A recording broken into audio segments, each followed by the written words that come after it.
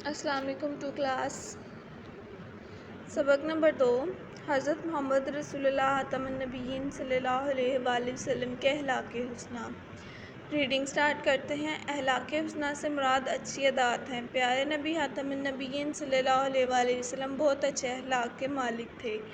آپ خاتم النبیین صلی اللہ علیہ وآلہ وسلم ہمیشہ سچ بولتے، ہر حال میں دوسروں کی مدد کرتے، دوسروں کی غلطیوں کو معاف فرما دیتے، انسانوں کے ساتھ ساتھ جانوروں پر بھی رحم فرماتے۔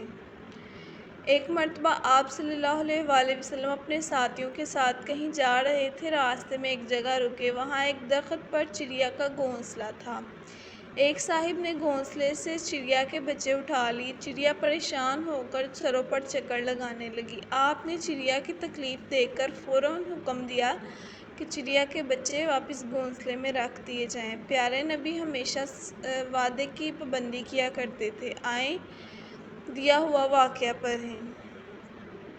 ایک بار مکہ مکرمہ کے کسی شخص سے آپ صلی اللہ علیہ وسلم نے کوئی معاملہ کیا۔ اس شخص نے آپ کو کہا، یہیں ٹھہریے، میں ابھی حساب کر دوں گا۔ آپ خاتم النبیین صلی اللہ علیہ وآلہ وسلم نے اس سے وعدہ کر لیا کہ میں تمہارے آنے تک یہیں ٹھہروں گا۔ وہ شخص بھول گیا۔ 3 دن گزرنے کے بعد اس شخص کو خیال آیا تو بھاگا بھاگا اسی جگہ پہنچا۔ دیکھا کہ آپ صلی اللہ علیہ وآلہ وسلم اسی جگہ تشریف فرما ہیں۔ آپ نے فرمایا، تم نے مجھے مشقت میں ڈالا، میں 3 دن سے یہاں تمہارا انتظار کر رہا ہوں۔ اس کے بعد شارٹ کوسچن ہے۔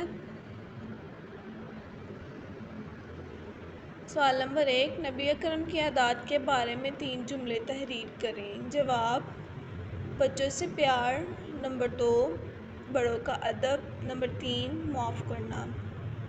سوال نمبر 2، آپ جانوروں کے ساتھ کیسا سلوک کرتے تھے؟ سیرت طیبہ سے ایک واقعہ بیان کریں۔ جواب: ایک مرتبہ آپ اپنے ساتھیوں کے ساتھ کہیں جا رہے تھے۔ راستے میں ایک جگہ رکے، وہاں ایک درخت پر چڑیا کا گھونسلہ تھا۔ ایک صاحب نے گھونسلے سے چڑیا کے بچے اٹھا لیے۔ چڑیا پریشان ہو کر اس کے سر پر چکر لگانے لگی۔ آپ نے چڑیا کی تکلیف دیکھ کر فوراً حکم دیا کہ چڑیا کے بچے واپس گھونسلے میں رکھ دیے جائیں۔ اوکے کلاس، اللہ حافظ۔